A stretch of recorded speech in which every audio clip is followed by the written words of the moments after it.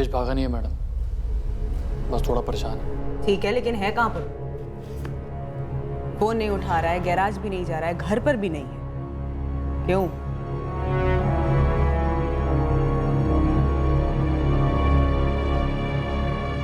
दरअसल जब वो 9 साल का था तब से ऐसे ही गुमसुम रहता है, और बाबा के जाने के बाद वो बहुत शांत हो गया।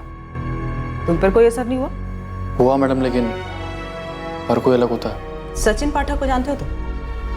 नहीं, कौन है? तुम्हारे छोटे भाई योगेश जैसा ही है, गुमसुम, परेशान।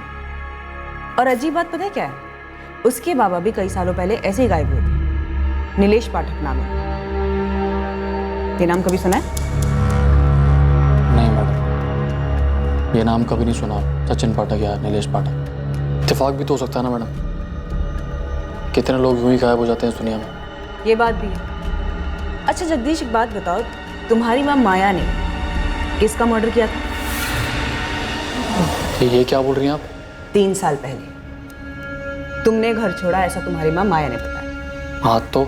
उसके बाद तुम्हारे छोटे भाई योगेश ने घर छोड़ा। जी, लेकिन क्या? तुम दोनों भाई जानते थे ना उस घर में कुछ चल रहा है? मैडम, हमें तो बस आई के वही धंधे से दिक्कत थी, उसके अलावा हमें कुछ नहीं पता। वैसे जब बाबा हमारे साथ थे तब भी ये सब करती थी। तुम्हारे बाबा भी इन सब में शामिल थे? ये आदमी विनोद जोशी, ये पता नहीं आई की जिंदगी में कहां से आ गया, लेकिन जब से आया ना मैडम, पैसा बरसने लगा। जगदीश, ओ आई सुन रहे बाड़ा? घंटे भर के लिए बाहर जाके खेल। पर क्यों आई? आई बोल रही है ना, जा बाहर जा।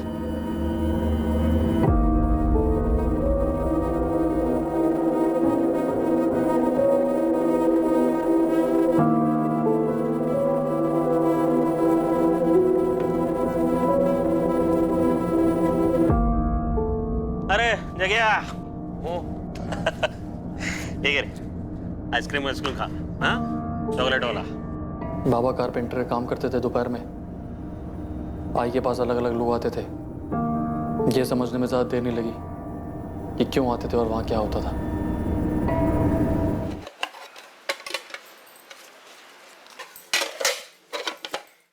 ये ले जगदीश, योगेश को भी लेके जाना, जो मन करे वो खरीदना।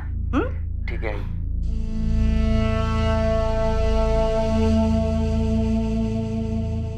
हम बच्चे थे, नई नई चीज़ें खरीदना अच्छा लगता था। योगेश और छोटा था, ना ही उसे कुछ समझ में आता था, ना ही कुछ पता चलता था। मैंने भी उसे कभी समझाने की कोशिश नहीं की। किसी भी बच्चे के लिए आसान नहीं होता है ये जानना कि उसकी माँ धंधा करती है। मेरे को मालूम है कि मेरे को सिर्फ पैसा चाहिए था, एक अच्छी जिंदगी चाहिए थी, मेरे लिए, मेरे बच्चों के लिए, और कुछ नहीं। मैं तुम्हारे धंधे की बात नहीं कर रहा हूं, कत्ल की बात कर रहा हूं। किसको मारा था तुमने? मैंने खुद को मार डाला साहब, पैसों के लालच में। मैं खुद रोज मरती थी। मैं अपने पति की कमाई से खुश नहीं थी। वो तो बस एक कारपेंटर था, उसकी कमाई से कुछ नहीं होता था। देख माया, मैं जितना कमा सकता था उतना कमा रहा है, इससे ज्यादा नहीं होगा। बस ये समझ ले, हम लोगों की किस्मत में इतना ही है। पढ़ी लिखी नहीं है लेकिन इतना जानती है, गरीब पैदा होना किस्मत की बात है, लेकिन गरीब मरना बेवकूफी। तो ये भी जानती होगी ना, ये जितना चादर होता है उतना ही पैर फैलाना चाहिए। शादी के टाइम पे एक दूसरे का औकात बराबर से मालूम था ना हम लोग को।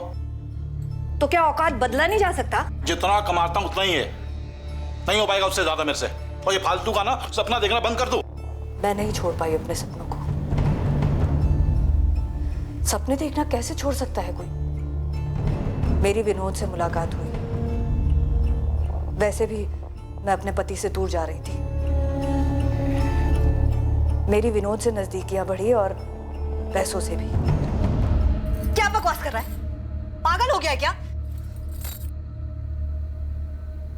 कह रहे इतना क्या फड़फड़ा रही है तू? हाँ, ये देख, ठंडे दिमाग से सोच।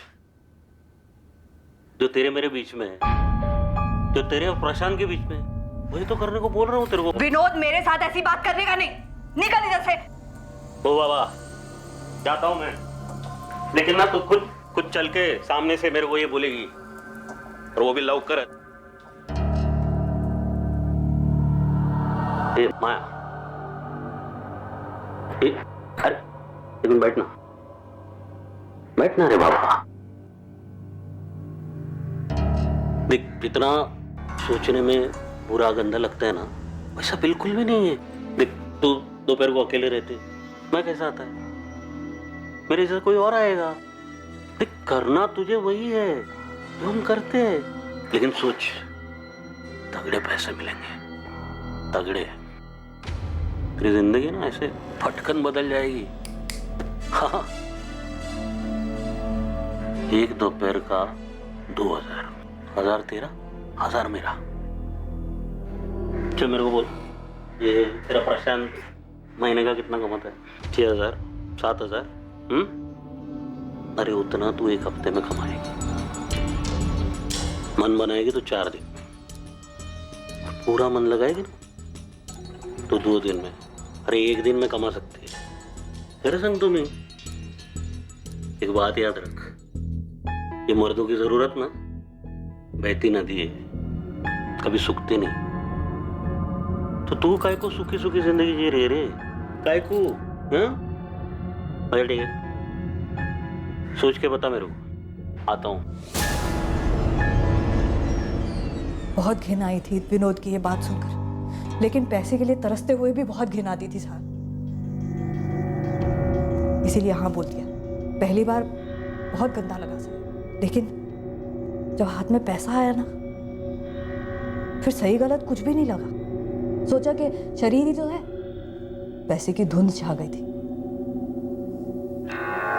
एक अच्छी जिंदगी मिल गई थी, बच्चों के लिए कुछ कर सक रही थी मैं।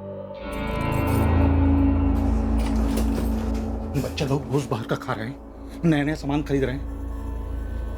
जगदीश बोला तुमने पैसा दिया उन लोग को? हाँ, मैंने दी। किधर से दिया? पेड़ लगा दे पैसे का? मैंने कमाए हैं। किधर से कमाए? कमाए बोले तो किधर से कमाया? मैं क्या पूछ रहा हूँ, किधर से कमाया माया? और मला शरीर बेचती है अपना, सोती है लोगों के साथ।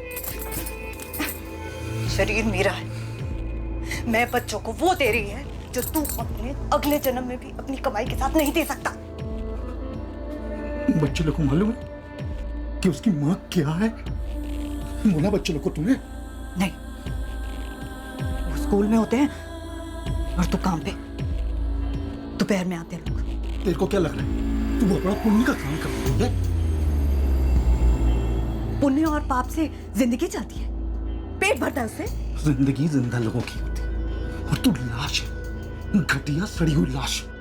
पर मेरी ही चिता पर तो पक रही है ना रोटी।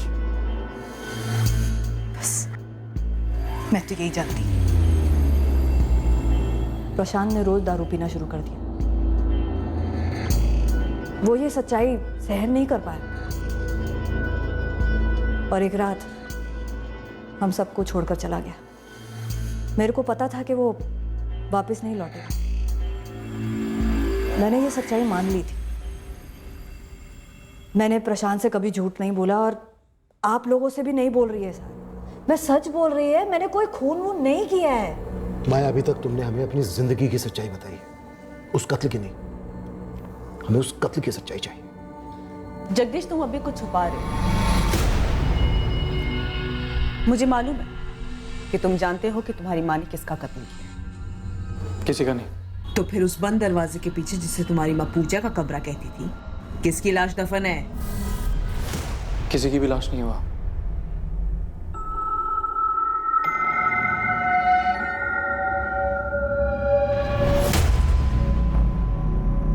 सर, यहाँ तो कुछ दिख नहीं रहा।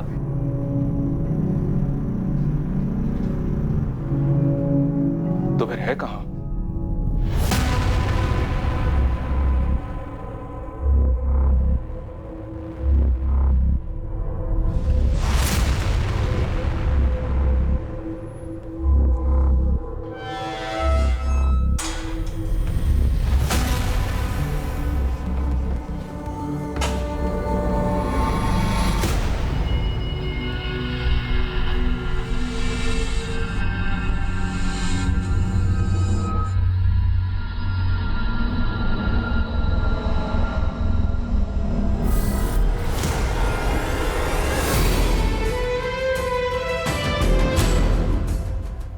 कौन है?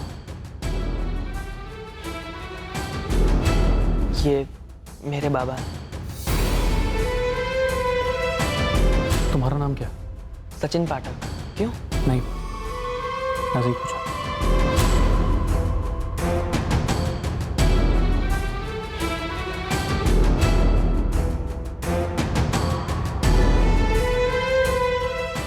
सचिन पाठक को जानते हो तुम? नहीं, कौन है? उसके बाबा भी कई सालों पहले ऐसे ही गायब हुए थे। नीलेश पाठक नाम है। ये नाम कभी सुना है? मेरे बाबा हैं। जब दिल अपराध बोध में डूबा होता है तब घृणा अपने कुकर्मों से नहीं बल्कि खुद से होती है। माया के घर में कुछ छुपा जरूर था जो पुलिस के हाथ नहीं लगा था, लेकिन वहां जो था उसके बारे में कई लोग जानते थे और अच्छी तरह से जानते थे। एक अजीब इत्तेफाक कहिए, एक एक्सीडेंट कहिए या नियति का लिखा कहिए, जो भी कहिए, पर इस आम से दिखने वाले एक अवैध कोठे पर हुई इस साधारण सी रेड की वजह से कई असाधारण सच्चाइयां उभरने वाली थीं जो कि सालों से खामोशी के कफन में दफन थी।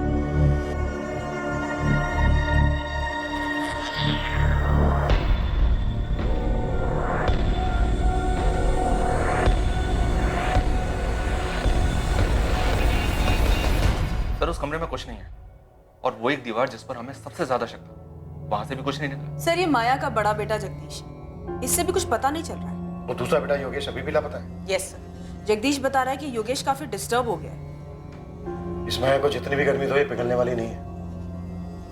विनोद जोशी का क्या स्टेटस है? हमारी टीम और दया के लड़के दोनों लगे हुए हैं। पूरे शहर में अलर्ट इशू किया। और पुरुषोत्तम वो अभी तक सामने क्यों नहीं आया? उसने दया से कहा था कि शाम को फोन करेगा, लेकिन सर अभी तक फोन किया नहीं उसने। अभी तक हमारे पास बस ये एक ही लीड थी, पुरुषोत्तम या फिर विनोद जोशी हाथ में। पता नहीं क्यों मुझे ऐसा लग रहा है कि उस दिन माया का पति प्रशांत भाटे घर छोड़कर गया ही नहीं था।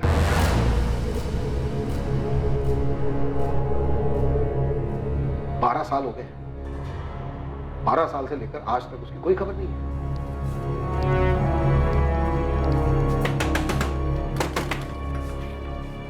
दादा, वो पुलिस आई के पूजा घर के बारे में कुछ कह रही है। उस कमरे में कुछ है क्या? आपको कुछ पता है? योगेश बावला हो गया। मुझे 1000 बार बता दिया, मुझे कुछ नहीं पता। बाबा का है? मुझे भी उतना ही पता जितना तुझे पता है। जी अपनी जिंदगी और मुझे भी जीने दे। 12 साल हो गए उस बात को, कब तक परेशान रहेगा? बाबा में छोड़ के चले गए थे, अब जाने दे इन सब बातों। नहीं, वो हमें छोड़ के नहीं गए थे। दादा सच बताओ, क्या बाबा कभी गए भी थे? मुझे तो हमेशा से ही लगता था कि हमें ये शहर पहले ही छोड़ देना चाहिए था। उससे बाबा मिल जाएंगे क्या? नहीं, पर तेरे दिमाग में तो नहीं रहेंगे ना? रहेंगे, और तब तक रहेंगे जब तक मुझे सच्चाई पता नहीं चल जाती। क्योंकि ये जो बोला जा रहा है नाई, ये झूठ है। और ये तो तू भी जानती है नाई, कोई तो ऐसा होगा नाई जो सच्चाई जानता हो। बाबा को कोई दोस्त या कोई भी।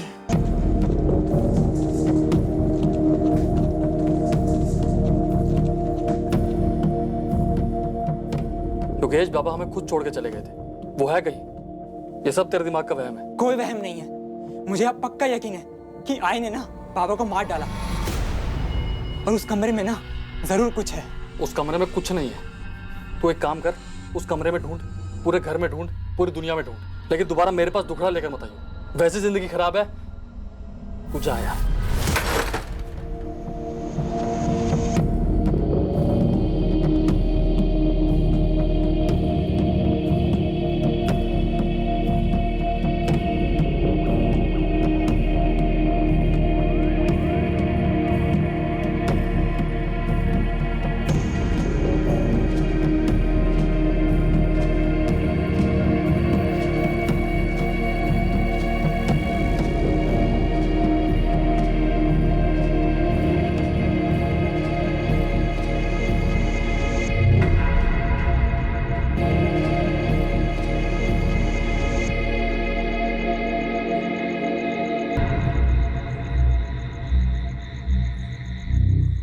माया,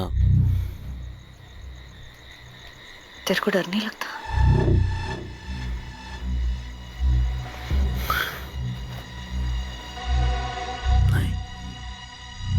और तू भी डरना छोड़ दे माया। क्यों किया मैंने ये सब कुछ? खुद के लिए, तेरे बच्चों के लिए, अरे हमारे लिए माया। क्या करेगी मैं इतने पैसे का? क्या इन पैसों से मैं अपने पुराने पाप धो सकती है? अपना भविष्य, अपनी खुशियां खरीद सकेगी? मेरे को तो ये भी नहीं पता है खुशियां होती क्या है।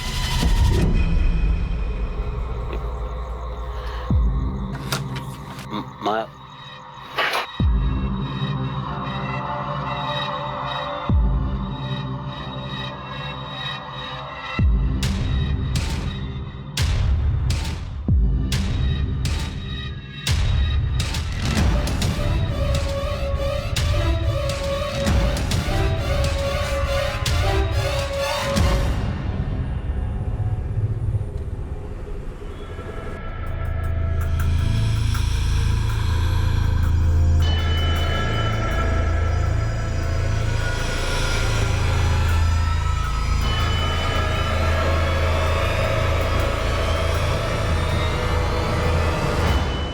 किसका मर्डर हुआ?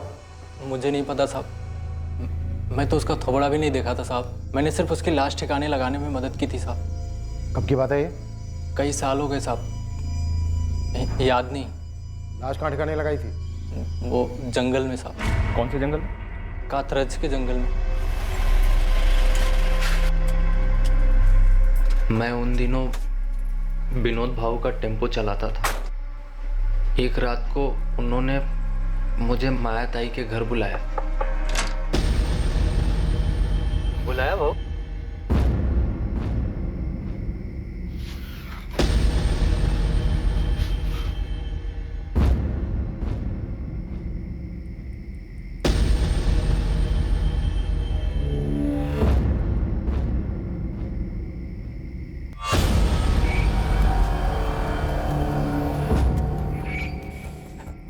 ये कौन?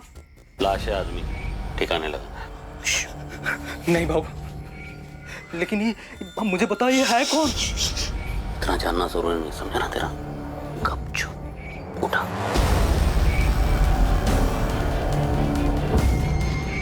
उसी रात हम उस लाश को कातरज के जंगल में ले गए।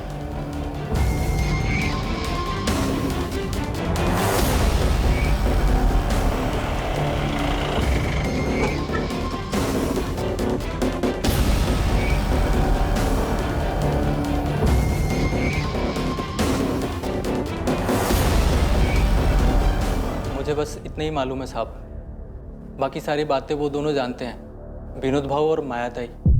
मर्डर किसका हुआ है अगर यही नहीं पता चला तो तेरी टिप खोटी है ना, कोई मतलब नहीं है उसका। जगदीश जानता है साहब। क्या जानता है जगदीश? वो जानता है मर्डर हुआ था, तो ये भी जानता होगा किसका हुआ था। लेकिन भाऊ मुझे बताइए ये है कौन? ये सब कैसे हुआ? बहुत पूछने लगा बे तू, हाँ? इतना जानना जरूरी नहीं, समझा ना तेरा? गपचुप उठा।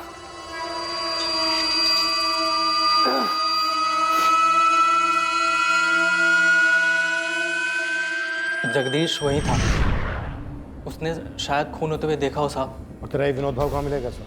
पूर्वी लॉज। हो सकता है पुरुषोत्तम झूठ बोल रहा हूँ, फिर भी एक चांस ले। पूर्वी लॉज से विनोद को उठाओ और कातरज पुलिस से बात करो। मैं जगदीश और माया इनसे दोबारा बात करता हूँ। खान इतना तो पक्का है कि उस घर का कुछ ना कुछ अतीत है, काला अतीत।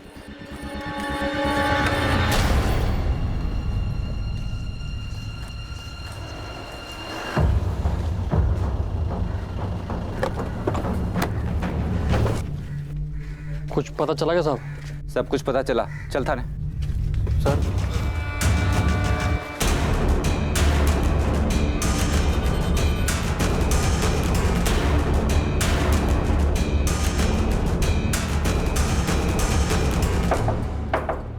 Room service.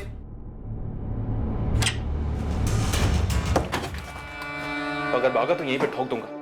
दोबारा अपने पैरों पर चल नहीं पाएगा तू, विनोद जोशी। माया, तुम्हारे पति प्रशांत भाटे ने कभी घर छोड़ा ही नहीं था, है ना? वैसे कादरश के जंगलों में हम उस लाश की तलाश कर रहे हैं। भूतों से डर लगता है ना तुम्हें? हमें भी लगा तुम्हारे घर में अजीब, ऐसे लगा जैसे कोई भटकती आत्मा हो, नाराज सी। तुम्हारा खेल अब खत्म हो गया है माया।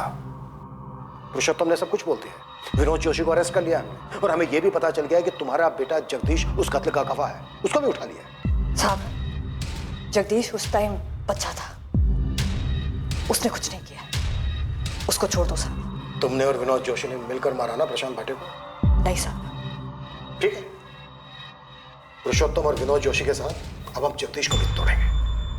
साहब, मैं सच बोल रही है कि तुमने और विनोद जोशी ने मिलकर प्रशांत भाटे को मारा? नहीं। सच चाहिए मुझे माया, सिर्फ सच। वो प्रशांत नहीं था, वो मेरा एक ग्राहक था। उसका नाम मेरे को नहीं मालूम। देख विनोद जोशी, माया एक औरत है, इसलिए अभी तक हमने सख्ती दिखाई नहीं उसके साथ, लेकिन तेरा नसीब ऐसा नहीं होगा, समझा? मैंने कुछ नहीं किया साहब, सच बता रहा हूँ मैं। ये जो भी खुनमुन जो भी हुआ है आप बता रहे वो सब पूरा का पूरा माया ने किया। अच्छा, प्रॉफिट आधा आधा करेगा, लेकिन जुर्म पूरा का पूरा उसके सर पे डालेगा? नहीं, मैं सही बता रहा हूँ साहब, मैं उस आदमी को जानता तक नहीं था, उसको मारूंगा क्यों? पुरुषोत्तम ने बताया कि तू भी उनके साथ था, तूने देखा था वो, उन्होंने भी देखा था। कौन था वो आदमी? प्रशांत भाटे, तेरा बाप? नाम नहीं मालूम, लेकिन वो चेहरा मैं कभी भूल नहीं सकता। मैडम बता रही थी कि कोई सचिन पाठक है जो अपने बाप को ढूंढ रहा है। उसके बारे में क्यों पूछ रहा था? जिसको मारा गया था वो वही था।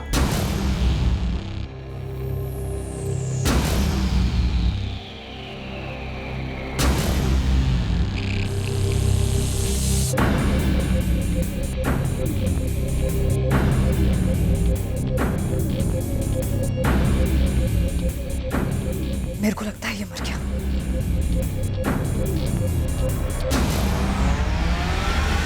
वो आदमी सचिन का बाप नीलेश पाठक था? नाम नहीं मालूम। तो तुझे कैसे पता वो सचिन का बाप था? सचिन के हाथ में उसके बाप की तस्वीर देखी थी, वही चेहरा जो रोज रात को मैं ना चाहते हुए भी देखता हूँ। मेरी आई भी देखती होगी। इस पैसों के लालच ने पहले मेरे को मारा, फिर मेरे हाथों उस ग्राहक को मरवाया।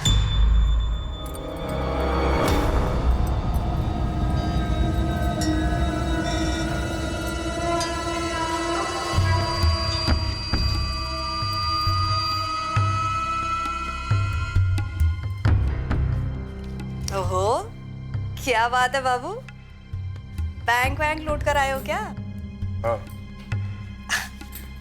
अरे तो फिर तो बोनस वोनस बनता है ना, इतने टाइम से लुटा रही है तेरे पे। 5,000 तो निकाल उस बंडल से। 2,000 भी तेरे औकात के हिसाब से बहुत ज्यादा। औकात की बात करता है?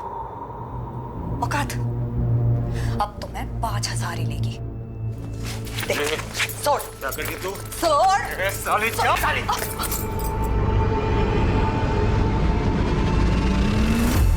आसमान में बादल नहीं छाते साहब, मेरे सामने नोटों के बादल छाते थे। उसके पास इतना सारा पैसा था साहब, और ऊपर से ऐसी बात, मैं उसको कैसे छोड़ देती साहब?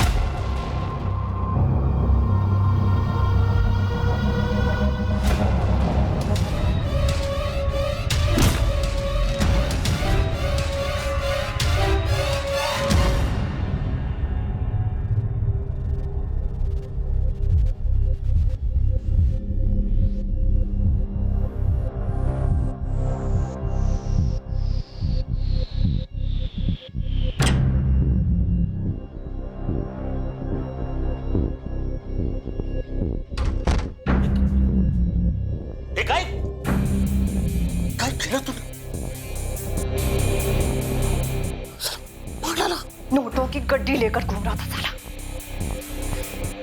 जरा से पैसे ज्यादा क्या मांग लिए? औकात दिखाने लगा।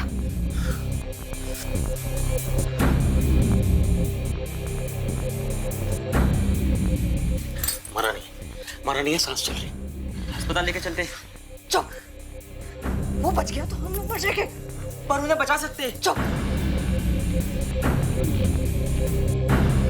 विनोद,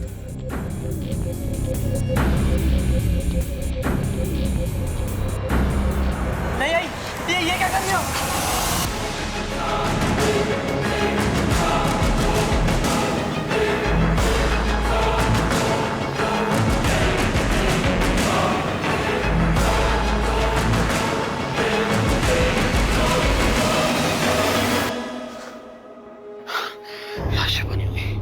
योगेश बारी खेल रहा है, मैंने देखा उसे, कभी भी आ सकता है वो। अभी छुपाते हैं, रात को ठिकाने लगाएंगे।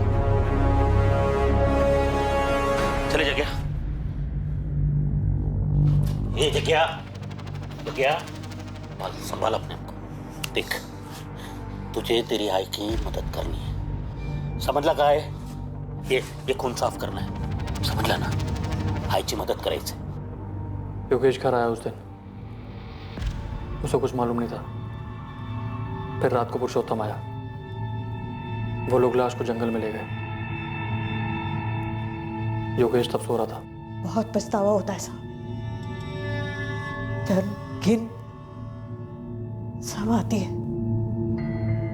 लेकिन समझ नहीं आता साहब कि वो नोटों को देख के क्या धुन सवार हो जाती है। सर,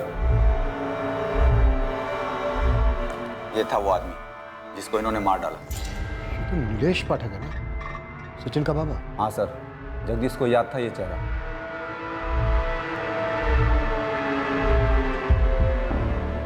ये था ना वो?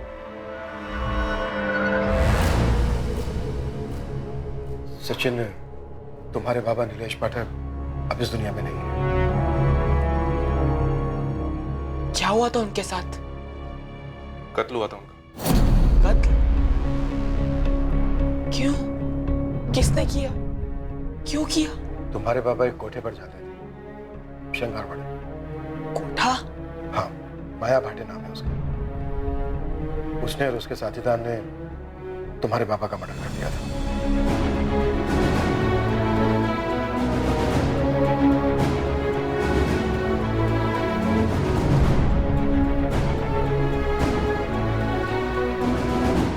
सचिन का पिता नीलेश पाठक 21 जून 2009 को अपने साथ एक 1.5 लाख की कलेक्शन कर अपने घर लौटने से पहले माया के घर गया था। नीलेश को उस दिन कोई अंदाजा नहीं था कि वो फिर अपने घर कभी नहीं लौटेगा।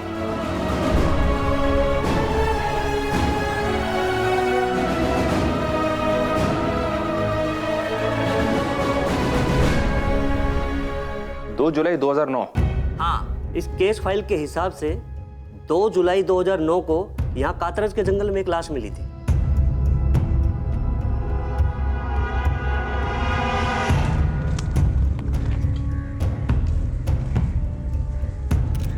शरीर पे कोई कपड़े नहीं थे, दूसरी कोई आइडेंटिफिकेशन भी नहीं थी। उसके बाद उसे 7 दिन तक मुर्दाघर में रखा गया, पर कोई मिसिंग कंप्लेंट मैच ही नहीं हो रही थी।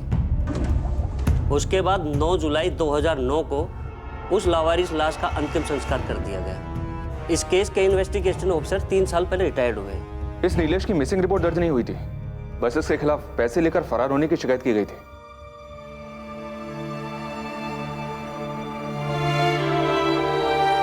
बाबा चोर नहीं थे, उनका मर्डर हुआ था उसी रात। कैसे?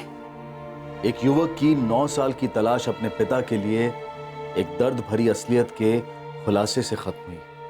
पुलिस का इंट्यूशन कहिए, अंदेशा कहिए, लेकिन उस पूजा घर को लेकर संदेह की वजह से पुलिस सचिन के पिता नीलेश पाठक की हकीकत जान पाई, और वो भी पूरे 9 साल के बाद। लेकिन इत्तेफाक और आभास का यह सिलसिला अभी खत्म होने से काफी दूर था। गड़े मुर्दे और भी थे। नीलेश के मर्डर के वक्त जगदीश नाबालिग था, पर जुर्म में तो शामिल था। नीलेश का हमें बर्थ सर्टिफिकेट निकलवाना होगा, उसकी एज के साथ रिपोर्ट फाइल करनी होगी। कोर्ट को डिसाइड करने दो। और सर, वो कमरा? हाँ, वो कमरा सर अभी भी लगता है कुछ अधूरा है, कुछ बाकी है जिसका पता लगाना है। ये पुरुषोत्तम पूरी बात नहीं बोल रहा है। पर तुम लोगों को तो वहां कोई लाश नहीं मिली। लेकिन सर माया को जो इतना डर लगा रहता है, क्या वो डर सिर्फ एक अजनबी को लेकर या सिर्फ एक ग्राहक को लेकर हो सकता है? प्रशांत भाटे, उसका पति जो कभी घर लौटा ही नहीं।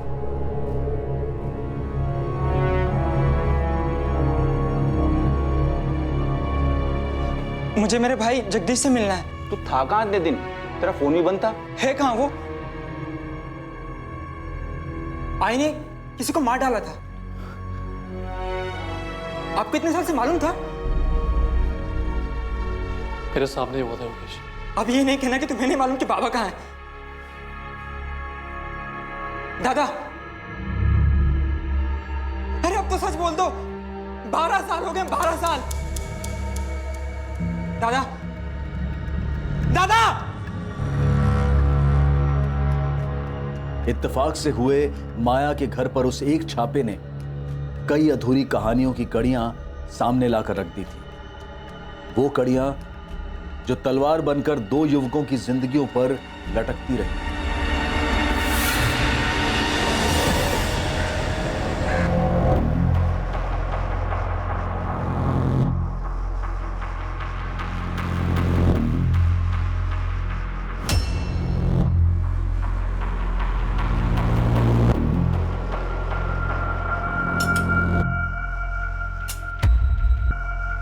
आखिरकार योगेश का बड़ा भाई जगदीश टूटा।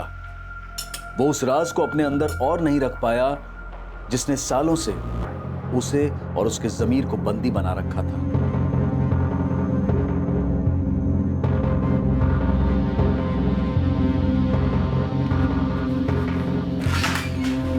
सर, जगदीश भाटे कुछ कहना चाहता है, कुछ और भी बात है। नीलेश पाठक के अलावा मेरी आई ने किसी और का भी कत्ल किया था सर। तुम्हारे पिता का?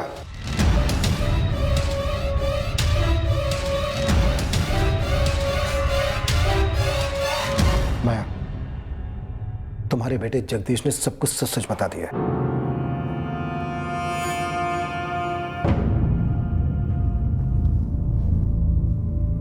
अच्छा है साहब। साहब, क्या सच बोलने से, कबूल करने से दर्द कम होता है क्या? हो सकता है, लेकिन जुर्म कम नहीं होता। तो सच यही है साहब कि जगदीश और योगेश का बाप मेरा पति प्रशांत उस रात घर छोड़कर चला गया था। मेरे को नहीं मालूम था कि वो वापस आ जाएगा। तो कौन होती मेरे पूछने वाली? हट! तेरे क्या लगा मैं क्या कभी लौट के नहीं आया क्या? तेरा हाथ भी लोग जो साला दिन में आता था अभी रात को भी आने लगा क्या इधर?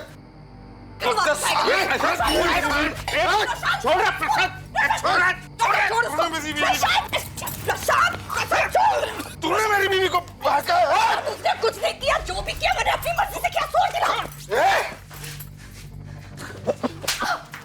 साली।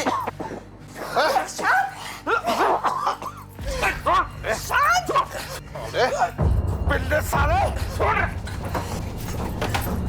साले।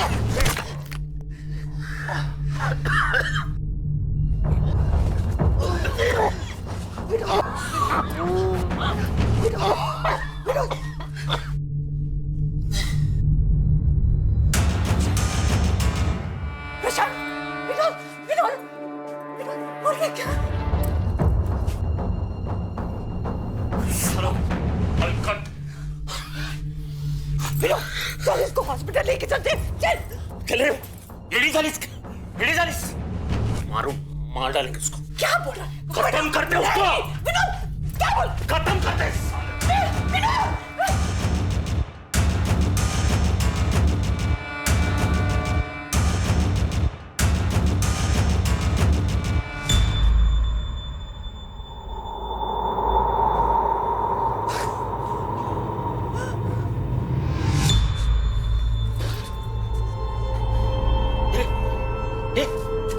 माया, माया बगरी, बगरी माझे समोर बघ।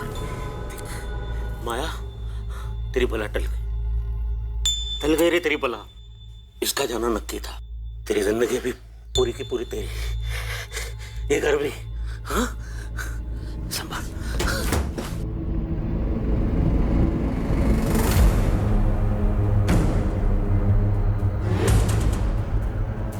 बाबा, जगह बड़ा करना पड़ा। तेरे बाबा की कसम है, तू किसी को नहीं बोलेगा ना? योगेश को कुछ नहीं बता, कुछ भी नहीं बोला उसको, नहीं बोलेगा ना? बोला नहीं बोलेगा ना?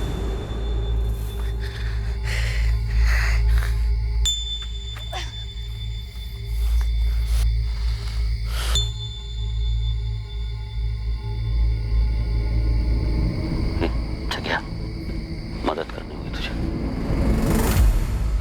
गड्ढा खोदना है।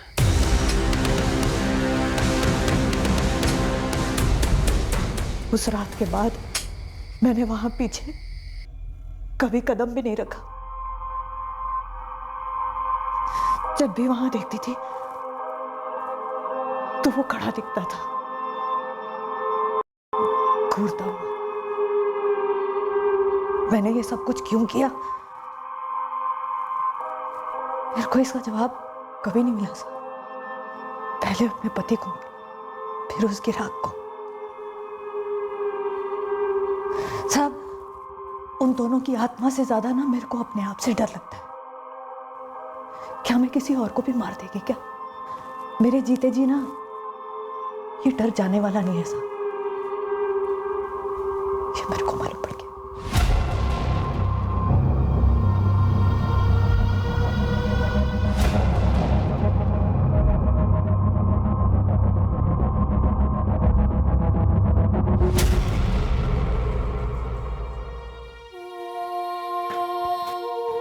योगेश, स्केलेटन के सैंपल से जो डीएनए लिया गया वो तुम्हारे और तुम्हारे भाई जगदीश के डीएनए से मैच हो गया। वो कंकाल तुम्हारे पिता प्रशांत भाटे का ही है।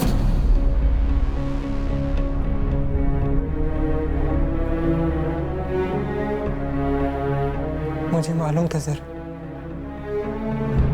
मेरे बाबा मुझे कभी ऐसे छोड़ के नहीं जा सकते थे। जगदीश पर लगे चार्जेस में इस बात का ध्यान रखा गया था कि दोनों मर्डर्स के वक्त वो नाबालिग था। विनोद जोशी और माया भाटे पर आईपीसी की धारा 302 का चार्ज लगाया गया है। 2006 में प्रशांत भाटे के कत्ल के लिए और 2009 में नीलेश पाठक के कत्ल के लिए। साथ ही दोनों पर आईपीसी की धारा 201 भी लागू की गई है, सबूतों को मिटाने के जुर्म में।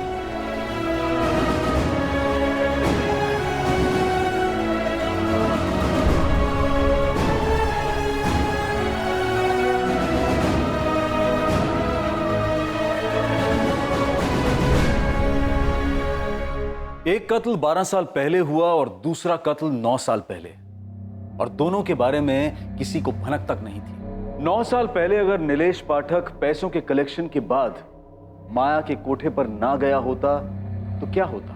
12 साल पहले अगर माया का पति प्रशांत उस रात घर ना लौटा होता तो क्या होता? आने वाला खतरा अदृश्य होता है, लेकिन जब कोई जुर्म के साए में डेरा डाले तो वो खतरे के साए से दूर कैसे रह सकता है भला? माया ने अपने ही हाथों अपने जमीर की सुई तोड़ी थी। अपने ही पति प्रशांत को मारकर उसे अपने ही आंगन में गाड़ने में माया को कुछ गलत नहीं लगा। उसी तरह उसने नीलेश पाठक को पैसों के लिए मारकर उसकी लाश को जंगल में ठिकाने लगाया। पर माया ने अपनी पूरी जिंदगी डर और अफसोस की गिरफ्त में बसर की। ये एक दस्तूर है कि जुर्म मुजरिम का सुख चैन छीन लेता है और मुजरिम से जुड़े लोगों का जीना दुश्वार कर देता है। सोचें, समझें और सतर्क रहें कि लालच और स्वार्थ जीवन धारा पर हावी ना हो जाए। जैसे ही उमड़ती लालसा का एहसास हो, सतर्क होकर पीछे हो जाएं। जुर्म के लपेटे में ना आए, उस लालसा की आग में खुद को ना जलाएं। अब मैं अनूप सोनी आपसे विदा लेता हूं। याद रखें, क्राइम और आपके बीच में सिर्फ इतना फर्क है कि आप कितने सतर्क हैं। सतर्क रहें, सुरक्षित रहें